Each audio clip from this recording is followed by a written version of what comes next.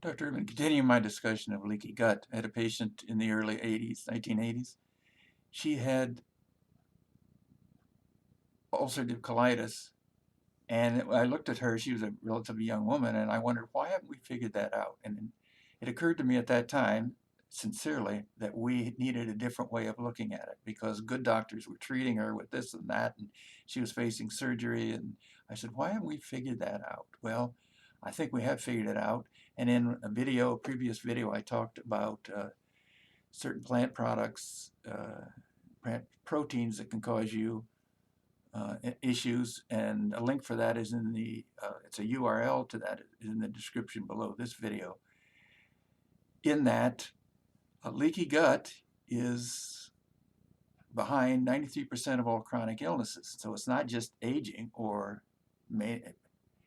aging may have a relatively minor role in your chronic illnesses, things like eczema, Parkinsonism, type 2 diabetes, cardiovascular disease, obesity, depression.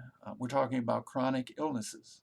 And in that video that I made, the URL below, I talked about if we go inside your gut, you have, among the food products and the bacteria and the churn and the slush of your digestion, you have proteins that come from plants, certain plants, and these proteins search out sugars, and they bind to the sugars, make hole in the gut, and then all this stuff passes through the leaky gut into your system, and you have issues at your brain, at your heart, at your kidneys, you have on your skin, you have leaky gut. So the holes of the leaky gut, they come from the plant protein. You control that. So Dr. Gundry talked about 4 things you can do to start changing your leaky gut, and that's in that URL.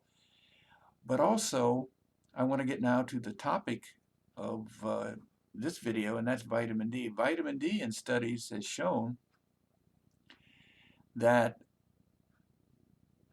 it can, people who take vitamin D and have these issues their guts aren't as leaky. There aren't as many holes, and that's a yay. And also that biomeasures of inflammation, such as C-reactive protein, a common biomeasure for inflammation throughout the body, is less elevated in people who take vitamin D and have problems. And vitamin D increases the good bacteria in the gut. That's a yay, because good bacteria can make things like mucus, seal the gut. And vitamin D also boosts natural killer cells, again, looking at that immunity. So I've presented a lot of things, each of which could have several videos and discussion, but you get the idea of vitamin D. So you get vitamin D from the sun, but where do you, what if you don't get a lot of sun, as in the winter? Where do you get your vitamin D?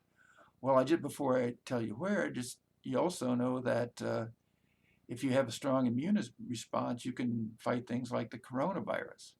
So vitamin D, I supplement with vitamin D, and what do you take? I take, you want D3, I take 10,000, 2 of these, 5,000 international units per day, which is way over the recommended daily allowance. Some people think now that 10,000 units a day of international units a day of vitamin D is what you should take. You don't get much from the gut, so you're either, or from the diet, you either get it from your sun, or you get it, or you get it from supplements. I supplement. I do get some sun, but I don't know how much I get.